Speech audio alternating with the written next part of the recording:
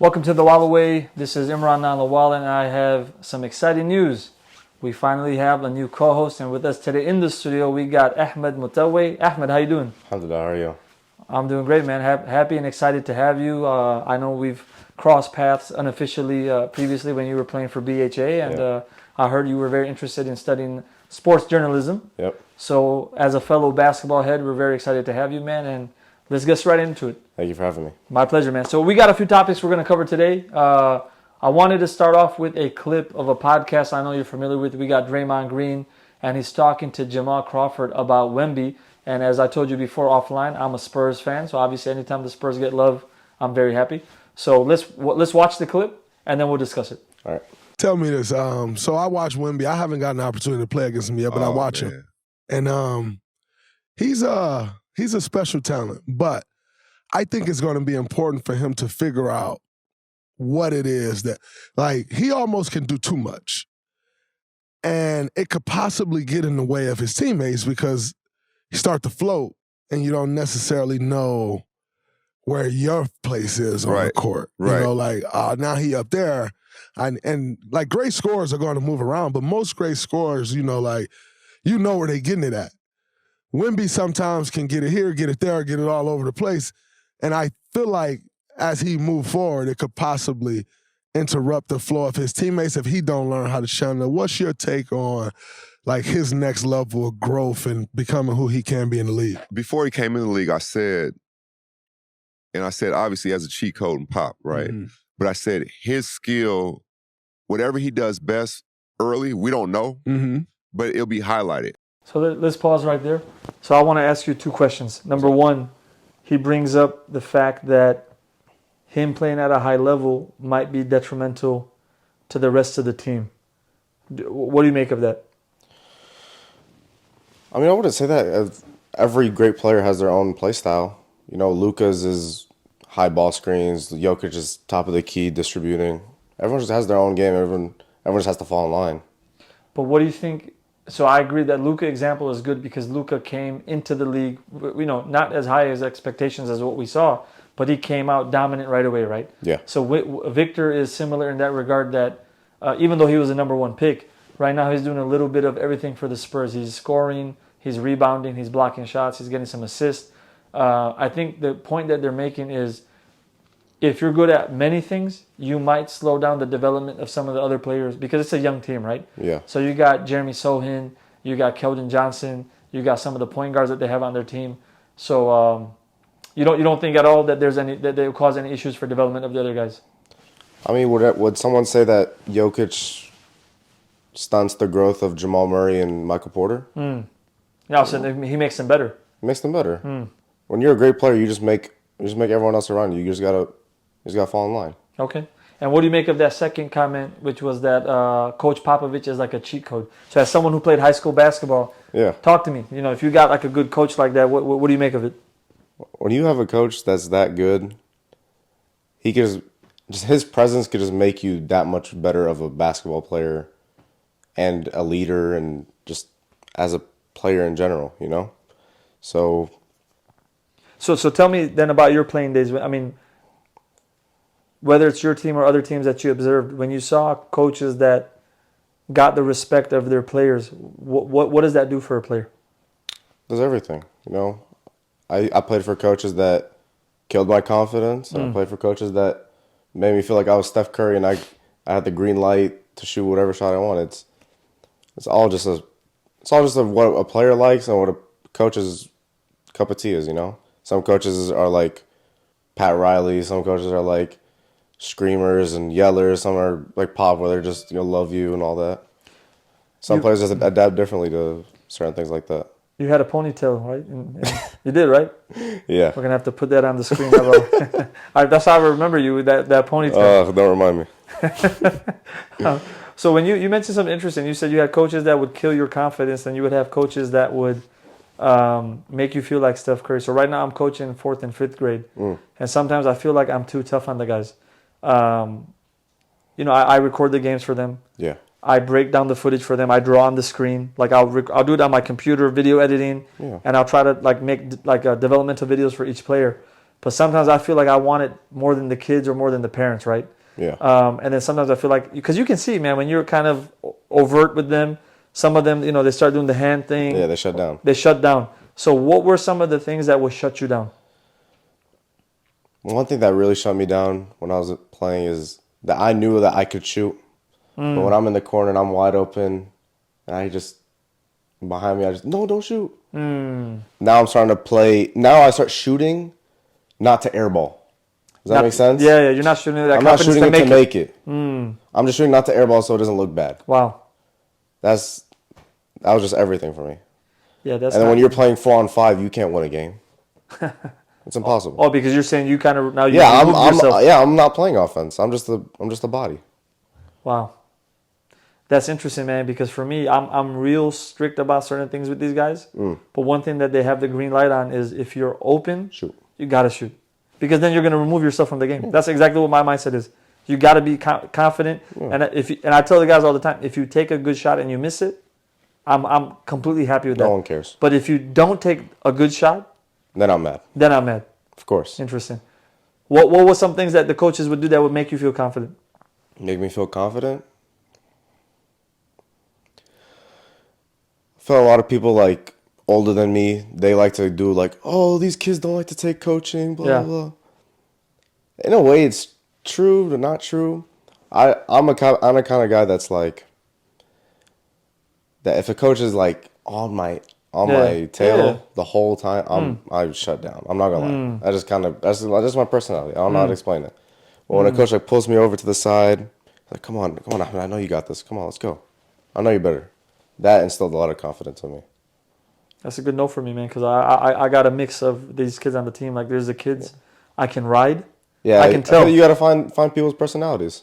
Some people, like one of my teammates, Abdurrahman, he's the opposite. Like, if you yell at him, AR. Yeah. If you yell, like, halftime, he's getting killed by the coaches. He'll go in 12 easy points right there. But if they did that to me, You're done. I'm done. What's AR doing now, by the way? I think he's running the grocery store. He's not. His dad's grocery store. He's not playing? No. Oh. Only Morsi and Morsi are. Yeah, okay. And Muad, I think. Muad and Morsi, sorry. Yeah, they're at... Gustavus. Okay. All right. We'll go ahead. No, I'll say alhamdulillah. Alhamdulillah. Let's keep going. Let's go. Let's see if anything beneficial. Right, so Pop's going to play him to a strength, whether that's pick and roll, whether that's setting the pick, whether it's catching on a certain block, whether it's getting in transition, whether it's trail threes, whatever it is, they're going to highlight that. The cheat code is Pop, though, because I don't think Wemby's best attribute is scoring. Yes. I'm not sure what it is right now, but I called the game when they played the Hawks probably a month ago. And Dre was crazy because he does stuff you're not supposed to do. What I mean by that is he may do stuff in space and like, oh, that should be a floater. Yeah. Like anybody else, that would be like, oh, he got to a spot, that's a floater. He's getting to that spot and he's reaching around dunking. And you're like, what? Like, that don't even add up, bro. We ain't seen that. And then that game in particular, this is what I love about him. Pop brings him off the bench the second half. Really? Brings him off the bench the second. He starts the game, obviously. He didn't like the energy that group had. Brings him off the bench. And he came in that second half and he scored 23 points, but it wasn't that. He's blocking everything. And this is what you'll love about him. He's a little thing. As good as the talent he is, he's a little things dude. That's his game changer. So he's better than the hype. Not because the shit you can see, it's the shit you can't see. He's a little things dude. Every single time he's sprinting, try to block shot. Every single time he's running. Every single time he's in the right area on help. Every single time he makes the right play. He's a little things dude. And this what really got me. After the game, I'm walking out. He's in the weight room. He sees me, he drops the weights, he comes down, he shakes my hand. He doesn't even say nothing. He just puts his head down. Like he wanted some wisdom or knowledge. I said, oh, he's gonna be great. Because he wants to keep learning, the drive to keep getting. So what do you make of that little things comment in terms of obviously having played ball and myself, I coach. What did you notice with some of the guys on your team, maybe yourself included, maybe some of your other teammates who were not maybe known scorers, but they did some little things that will keep them on the floor and keep them in the game? Yeah, obviously the main basics, offensive rebounds, charges, they're just going to keep you on the court. And like in this case, like what Jamal's saying about Wemby is, it's what separates guys that are Wemby. It's what separates him from players like Bobo. Does that make sense? Yeah. Like Wemby's regarded as top 15 at the worst right now in the NBA. So when you do those little things, and you're that good, everything just falls through. Okay. I agree. We'll move on to our next clip. So we're probably gonna do is edit this into like segments. Okay. So it's not one continuous show. Yeah. So are you familiar with this notion of KD not being a leader? Have you heard this before? Yeah. You have. Yeah. I don't know how I feel about it though. Because I see both perspectives, but some of the perspectives aren't valid. Like some people say, I think it was like Gil's podcast. He was saying, I think it was him or the other dude. What's his name? Swole dude. On his podcast? Yeah. You're talking about He's played the league. yeah, the one who always wears a crown. Yeah. I know you're talking about. I don't know why I'm skipping his name, man, because I was just watching him earlier today. Anyway. He played in the Big Three or whatever as well. Yeah. One of them was saying, like, if you're the best player, you have to be the leader because you're just the best player. Everyone's going to fall in line. I mean, I guess. But would you say...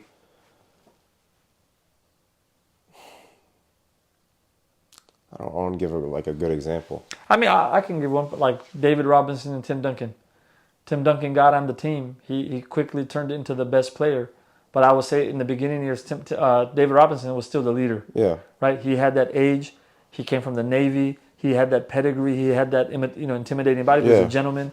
So I don't necessarily agree either, right? Yeah. But it also depends. What do you mean by best player? And what do you define as a leader, right? Or a strong leader? I think these are very... That's what I was going to say. I was like, do you consider a player like Udonis Haslem a leader? Yeah. Or do you consider a player like Steph Curry a leader? I think different leadership styles. Like meaning people probably say UD is like that uncle, big brother, hold you accountable. Like there's that famous clip when Jimmy Butler and Spoelstra were going at it. Yeah, UD was holding him back. And then UD went after him a little bit, right? So those are leadership qualities. Those are leadership tendencies. But at the same time, while Steph Curry's leadership style is not one that resonates with me, he's definitely still a leader, right? Yeah. But he does it in his own jovial, loose. You got different type of managers, man. Styles, yeah. You got Popovich, who's like a military leader, drill sergeant. There's rules, there's curfews, lights out at 7. You know what I mean? Yeah. And then you got guys who are smiley, more like empowering. So I think, like they say, different strokes for different folks. But as far as it comes to Kevin Durant, I remember when I lived overseas, this is like 2015, and a friend of mine, Suleiman, was a good friend. He played college ball for New York, I think NYU perhaps. And he said at that time when the Thunder were good, he's like, KD ain't the dog on the team. And he's like, that's the problem. Yeah. He's like, the dog on the team is Russell Westbrook, but the dog needs to be Kevin Durant. I remember it kind of like, I was like surprised by the comment. Because I wasn't really looking at the leadership side of it. I was looking at the production. I'm like, KD's putting up numbers, man. You think like a stunting team? What part of it? Of like, he's your best player, but he's not your leader. But he's like your second or third best player. Yeah, because look at it in this case. I believe, at that phase, Russell Westbrook was a little difficult to coach. Meaning, his shot selection wasn't always the best.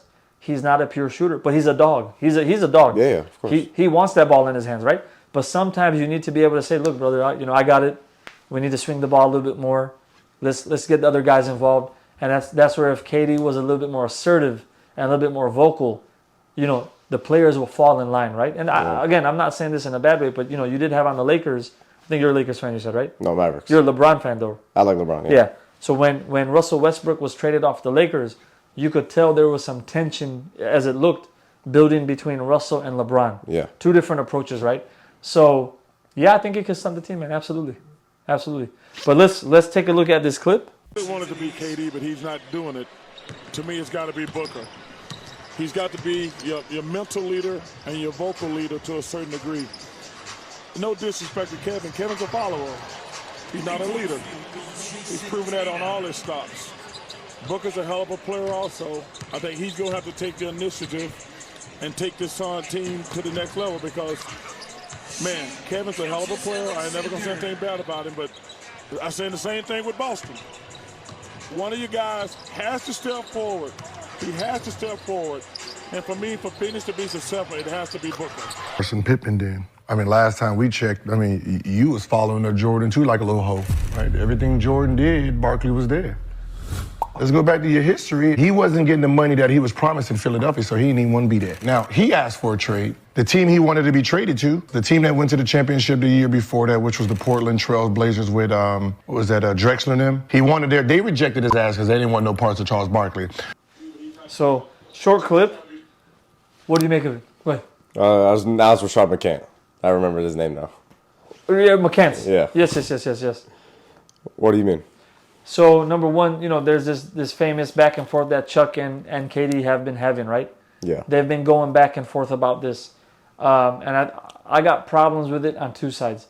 I think there's some fact to it, right? The criticism of KD. But then on the other hand, you are who you are, right? And we know KD is one of the best scorers in the league, in the history of the game, a pure scorer, and just scoring is easy. He definitely helped those Golden State teams win a couple of championships.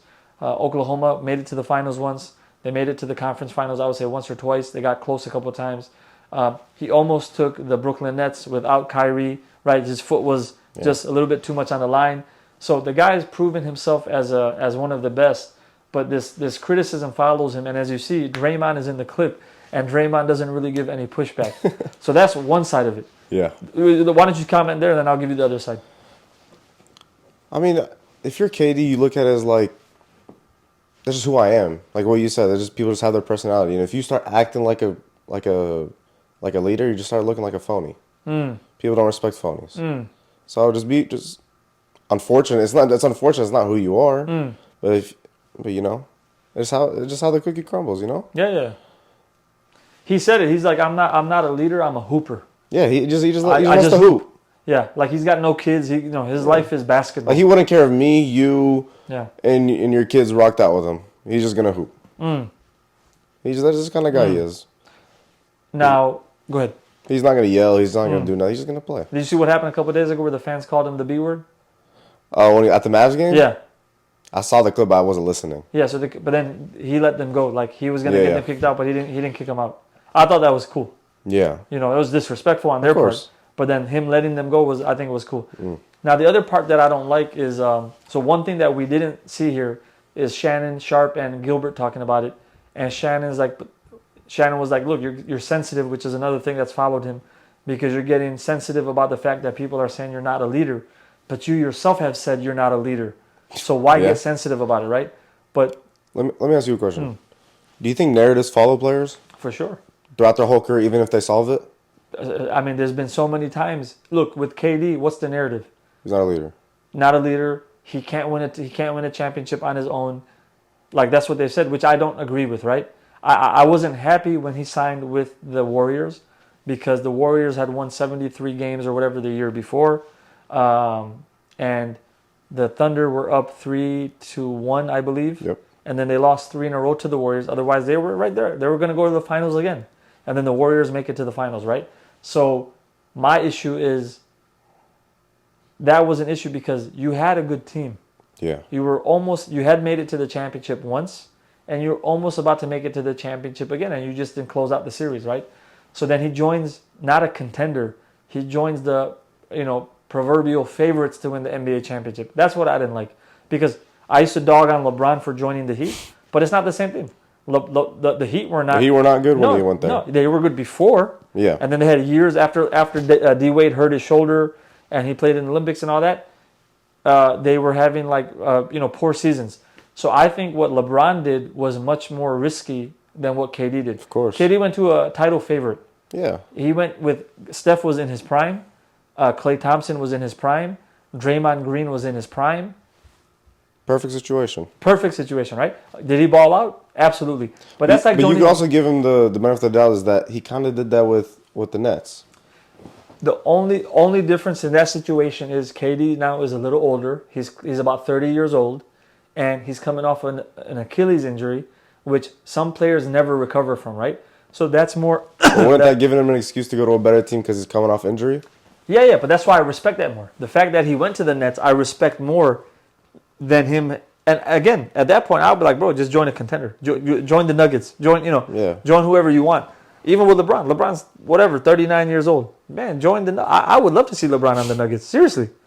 You got a great squad. All you have to do is play some defense out there, put some tip-ins, win another couple of championships. What a great end to a great career, right? Yeah. So, but I think that was a weak move. But nonetheless, it still follows him. When you see like basketball heads talk about it, they still bring that up. They bring up the Nets, but I don't think the Nets example is a good example because there was so much turmoil going on in the Nets. He was part of it where they got some of the first coaches or two fired, right? Because they said they were going to – that was a famous quote that him and Kyrie were going to coach the team. So yeah, Kyrie was like he didn't need a coach. Which I don't like. I think that's a bad look. That was for a both horrible of them. look. Horrible. The other part of this, which I don't like at all, is like you see Gilbert got on Charles, right? Like a lot of guys get on Charles, and I really don't like it. Like I'm a Charles fan. We all like Charles.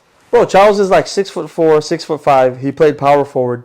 He played against like 7-footers, 6'10", 6'9", 6'11" guys. And he was a beast for a long time. Of course. He made it to the championship. They won a couple games against the Chicago Bulls, which is difficult in its own right. But not everyone wins a championship in their NBA career, right? In fact, only one team wins it per year.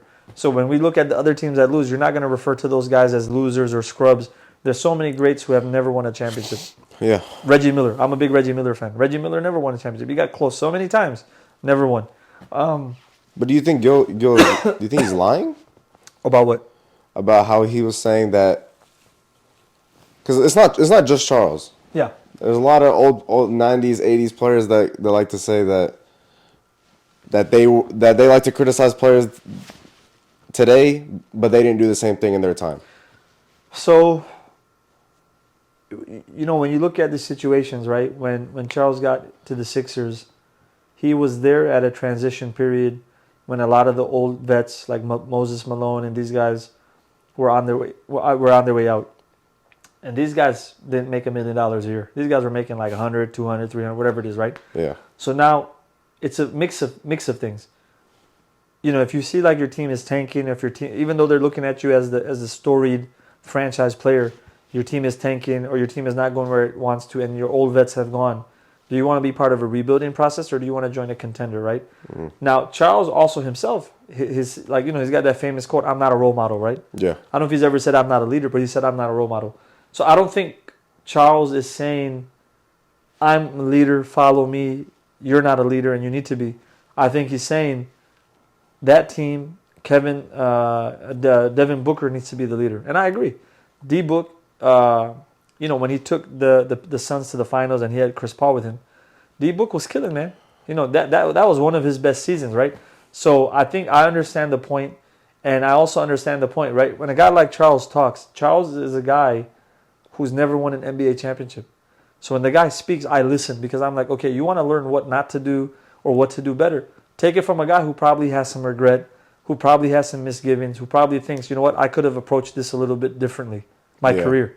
So that's why I respect him, but I feel like he gets crapped on a lot, even by Shaq and these guys sometimes because he never won. But a lot of players don't win, man. Of course. Yeah. There's trash players that win. There's trash We're players. not going to call them great. There we go. Circumstances, man. You got to have the right situation. You have to have the right coach. You got to have the right training staff, the right assistant coaches. Other players get injured on other teams. Circumstances are very important. So yeah, that's what I think there. Next one. I agree. Yeah. Yep. I'm going to speak for the new school. I'm going to speak for the Kevin Durant and all of them. I don't want to hear the about no champion complaining about being a champion. I don't give two shits about what Michael Jordan did to help you become a champion. Because when people come at you, you do this right here. No, whatever it took, stand on it. I don't want you complain about how brutal he did. He told me this. You a champion, right? I thought that's all that mattered. He got me portrayed like a bitch. He got people thinking I'm a garden tool. I can't have it. I got to clear my name. You a 6-time garden tool, goddammit. I want my restitutions.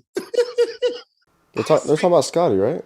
Yeah, so basically, not only Scotty, Horace, and Luke Longley started this tour. It's called the No Bull Tour. Have you heard of it? Oh, yeah. I heard it I was watching that episode. Yeah, so they're in Australia. They're going on the tour.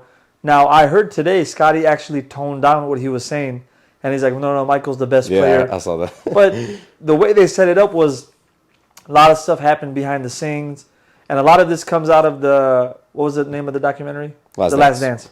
That they weren't portrayed enough, or there was not a fair portrayal. It was supposed to be a documentary on the championship Bulls, but then it focused on Michael. Personally, I don't like when these guys beef because I'm from Chicago. I grew up in that culture. I love Scottie Pippen. I love Michael Jordan, Dennis Rodman, all these guys. But I don't think it's a good look, man. Like Gil and these guys have a point. The whole purpose of playing a sport is to what? At the highest level. Of course. Is to win. That's it. Win championships. You didn't win 1, 2, 3. You won 6.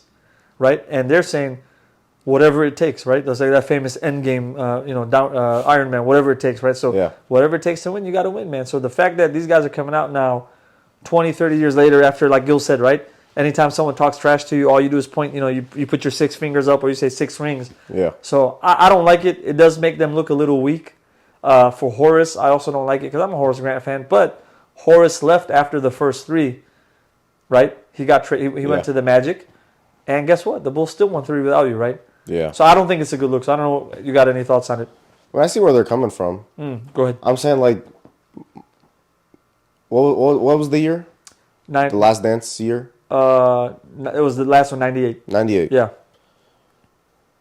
Why in that documentary was, they talked about it too, I believe. Why was the whole Pippen not going in because Kukoc was getting the shot drawn up for him? Why was that in it?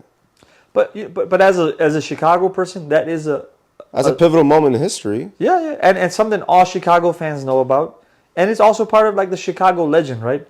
Because it ultimately does bring them closer together. Scottie does Michael's even on the team. Huh? Michael's even on the team. Right. Oh, but you're saying why is it part of the documentary? Yeah. So look, I think it was supposed to be about only the 97-98 season, right? About that last story. That's what it's supposed to be. Right. But then they made it about that entire Bulls. Ultimately, I think the direction that the creative directors went in was a good direction. It was basically a Michael Jordan documentary. I think it was good. I loved it. Yeah. I'm not going to say I didn't like it. Yeah. But I see where Scottie's coming from as, like, I think it was the first episode. He threw everyone under the bus by saying, I walked in the hotel room, everyone was doing coke. And then that whole thing with the Kukoc taking the shot, he's throwing Scottie under the bus, and then him punching Kerr in the face and the whole 9. I see where they're coming from, but again, just do this. Yeah. And that's all you got to say. Yeah, but I think that's the point, right? Which is you can understand some of the frustrations, but now it seems like the guys might be trying to capitalize off of just telling more stories. Because now, if I take what you're saying, right, then these guys are doing the same thing that he, quote unquote, did, right? So I think ultimately it's not a good look. You're talking about the best player on the best team that pushed you. When you look at what John Paxson, Bill Cartwright, Steve Kerr, and some of these guys say, they're like, look, he did what he needed to do to make sure we would win championships. Yeah. To push our buttons, to make sure that we were ready for these things, right? They got that famous clip from that documentary where he's talking to Jeff, I forgot the guy's name, African-American bald player, real jolly, smiley, laughy. So Jeff? I forgot his name, man. Bald? Yeah. He was part of the Bulls like later runs, the last couple years. Not Cartwright. No. He's like a 6'6", 6'7" player. Played very deep on the bench. Barely got. Artis Gilmore was before that. No. I'm talking about towards the end. I don't know. Yeah. So he's on the documentary, and Michael Jordan, he's always making fun of him, dogging him. But then there's that one scene where he's like, he said something like, be a dog, but don't be dog food, or be dog food, but don't be dog, S-H-I-T. Basically, he's like telling him, man, like, go out there and be a dog. Don't be what the dogs eat. Yeah. Be the dog, right? That's still a guy who is giving you a pep talk, who's expecting good things from you. So, again, when we talked about earlier, Steph Curry, LeBron James, Tim Duncan, Michael Jordan, these are all different on the spectrum of leadership. These are all different styles of leadership, right? Yeah. And it goes back to, sorry to cut you off. No. But it goes back to what we were talking about, the coaching. Yep. A part of being a good coach is knowing what gets this player going, what gets this player going, what gets this player going. Phil Jackson. You think Michael Jordan yelled at every single one of his players? I don't think so. He probably didn't yell at, I don't think he yelled at Scottie much. Yeah. Scotty's probably a different personality. He's a little softer. He needs, come here, come on, dog, I got you. Come on, let's go. I agree. I think also Phil Jackson knew what he was doing by letting Michael sometimes kind of get his way with these things. I think he understood that, look, I know he's going to push some of the guys the right way. And if you watch that documentary, remember his approach with Dennis Rodman was completely different, right? Dennis Rodman would need his little breaks and holidays and whatnot from time to time. So, yeah. So why don't we close it off here, man? You wanted to talk about the All-Star game. I didn't watch it, so you tell me what you want to talk about. I mean, it's that bad. Like, I didn't watch the whole thing because it was that bad, but I don't know how. There's multiple ways you can fix it, but what direction do you want to go? You just want to incentivize them more with winner gets $1 million, blah, blah, blah. Or what I think would be a good idea is put it in the summer where there's no risk of, derailing your team's season. What would happen if Shai's going out there and he tears his ACL in an All-Star game? They're done. Thunder's they're done. They're getting ready to get killed by a lower seed. So when you put it in the summer, at least they're more competitive. The risk of the timetable for an injury is much more recoverable before the season. And that's how the NFL does it. The NFL does it after the season, pretty much, except for the Super Bowl teams.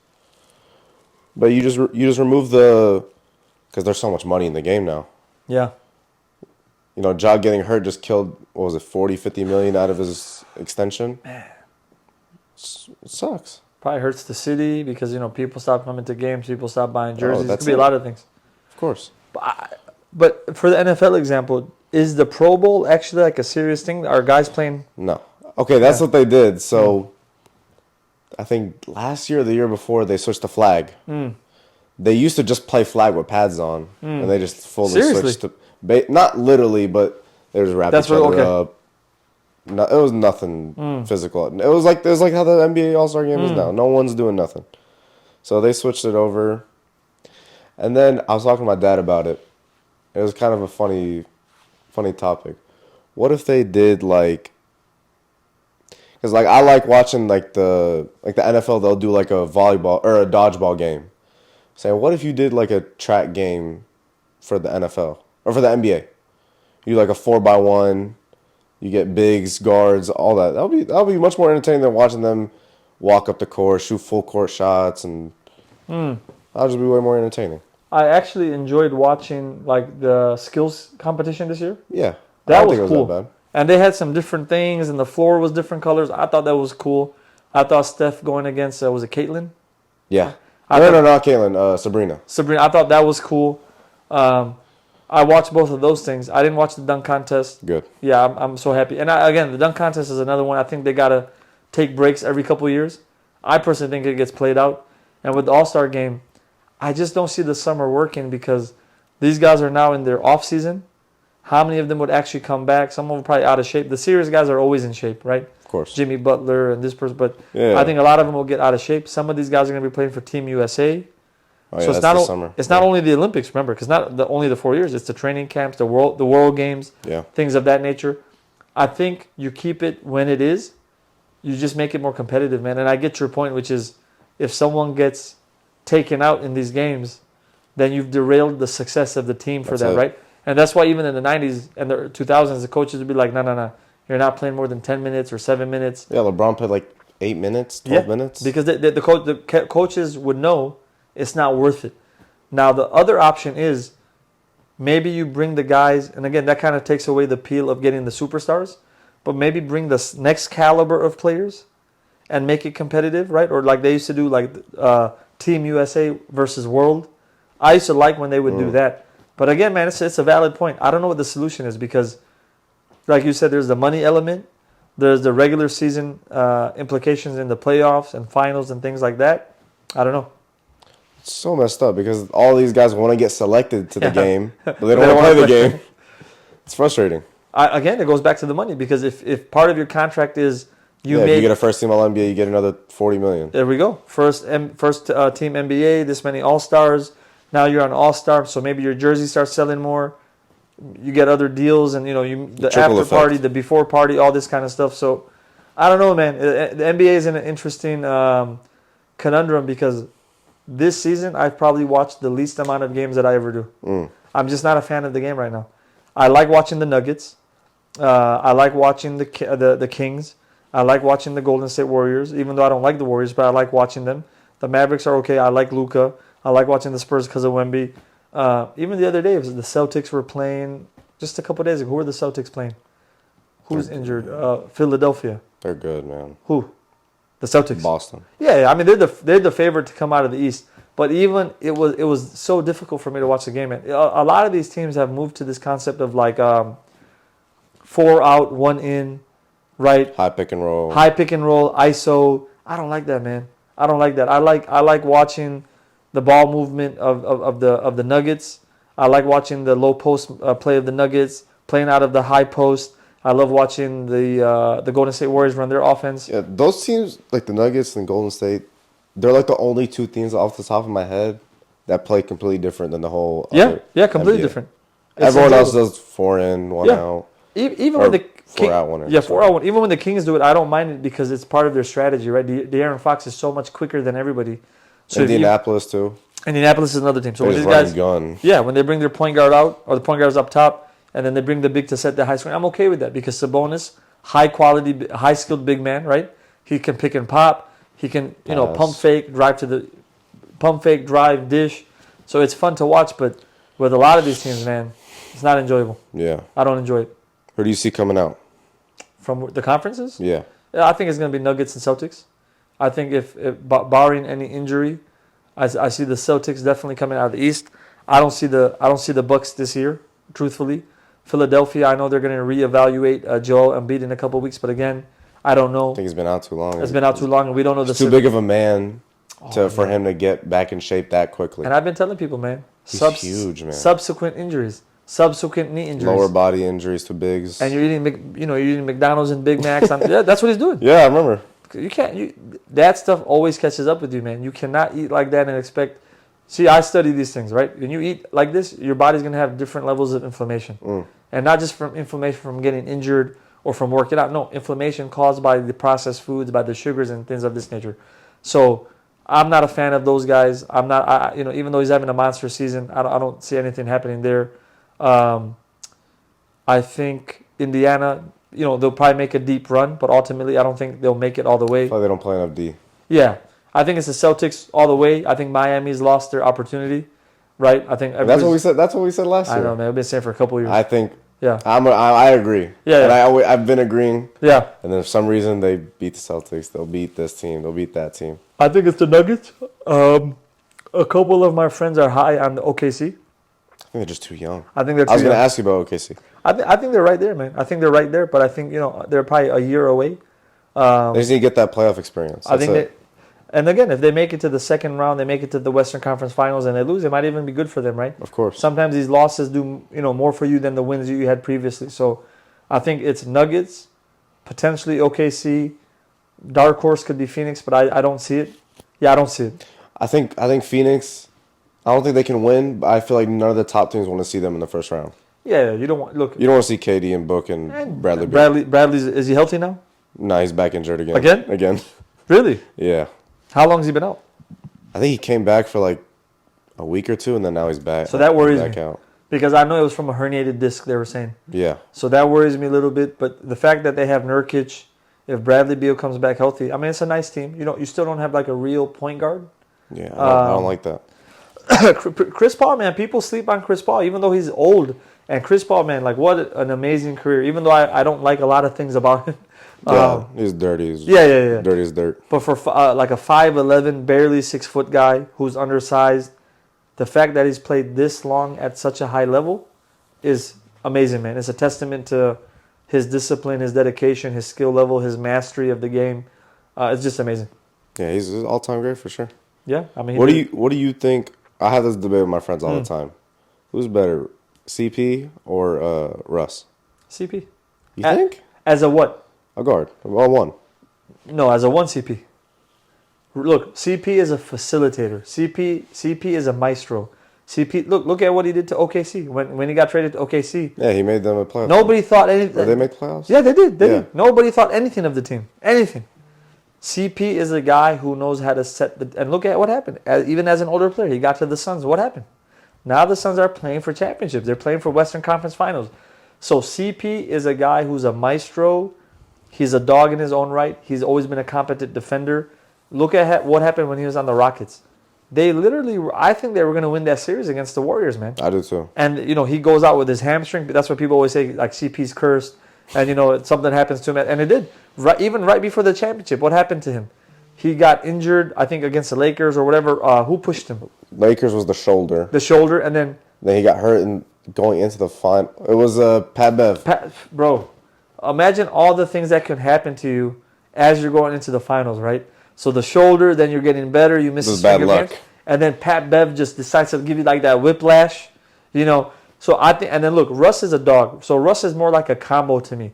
He's a combo guard. Russ was not a point guard in college. Russ was a 2 guard. He was a scorer. So Russ is a scorer that you've always tried to make into a 1 who really always wants to looks like he wants to score. That's my opinion. Don't you feel like that's a lot of the NBA today? Yeah, but Kyrie's really a 2. But Kyrie, Steph's really a 2. The difference is these guys are smooth with it, right? So when you're smooth with it, Russ is just a pit bull. He's just a pit bull. When you're smooth with it, like look at what Steph can do. Steph can curl, and he can stroke the 3. Or you stroke the 3 enough, people are going to contest you at the 3. Now you get you got the driving lane, and he can still dish it, right? So when you become that much of a scoring threat, everything opens up for you. Russell Westbrook plays so hard. He tries so hard that it can have a detrimental effect, right? Whether it be injuries, slowing down, things like this. Now, credit to him, he's also lasted for pretty long. Like he's been highly durable. The way I used to look at Russell Westbrook in his prime was that he's like a mini LeBron in terms of style of play. Going at the rim, finishing at the rim, dog. He can get some assists, he can get some rebounds, good defensively. Not saying he's exactly like LeBron, but I'm saying the style of play. Yeah. Now LeBron, I say, became a better shooter towards the end of his career, where he became a more competent 3-point shooter. But yeah, Russ for me is more of a 2 than he's been a 1. That's my take. But let me say this: as a player, as you described CP, right? Shouldn't a player that great? Because there's a million floor generals that are role players. If you're a floor general Hall of Famer, you should have at least 1 ring. But again, man, we talked about You didn't play on bad teams for your whole career. You played on good teams. It's a good knock, and that's it's a knock that he gets, right? It's a knock that he gets because of New Orleans made some deep runs, but he was young on New Orleans. Yeah. Then he goes to those the Clippers. teams were stacked. Yeah, I agree. I blame that a lot on Doc Rivers. You don't? No, I do blame. I do too. Yeah, I do too. I've never been a Doc fan, by the way. I used to say this for like 13 years. And people are like, Doc is a good coach. I'm telling you, man. I used to be envy or like blind to his ring. No. Nah, he's not it. I'm not a big fan. The reasons I feel this might be my bias, or I might just be pulling this out of a hat. The reason I feel like players have always wanted to play for Doc is because he's like a cool coach. Yeah, he's a player's coach. He's a player's coach. He's gonna let you do what you want. He's gonna let you do, No, if there's no discipline. No, you should want to play for Phil Jackson. You should want to play for Coach Popovich. You should want to play for Rick Carlisle, right? You should want to play for these old school generals, man. Guys who are going to get the best out of you and make sure that you're doing what you need to do to win. Yeah. And that's why you see some players can't hack it, man. A lot of the guys who wind up going to Spurs as older players, they say, like, this was the best decision for me. It extended my career. It taught me different parts of my game. I only wish that they would do that as younger players, right? Like, go to the Spurs when you're in your prime, because now you're giving these guys a blueprint. A deep team and getting more opportunities to win. I feel like that's what extended Iguodala's career. For sure. Was going to Miami for a year. I mean, he talked about it the other day. I don't know if you saw it, right? Like this is like prison. Knee pads and mouth guard. I don't need that. You do. It's like prison, man. And players need that, man. Sometimes players that think about it. You're like the 1% of the 1%. You're probably the best in high school. You're probably the best in college. And now you're known at the NBA level. People internationally know you. Now, if you're these guys who have won championships, who score 20 points a game, your stuff don't stink. Yeah. People, you think you know everything. So sometimes you need those reality checks, and you need those coaches who are going to wake you up. So that's my thoughts on that, brother. Yeah. So, yeah, man, it was a great first episode. Looking Thank you. forward to the next one, and hopefully we can do it soon. Inshallah. Thank you for having me. My pleasure, man. Thank you. Thank you, brother.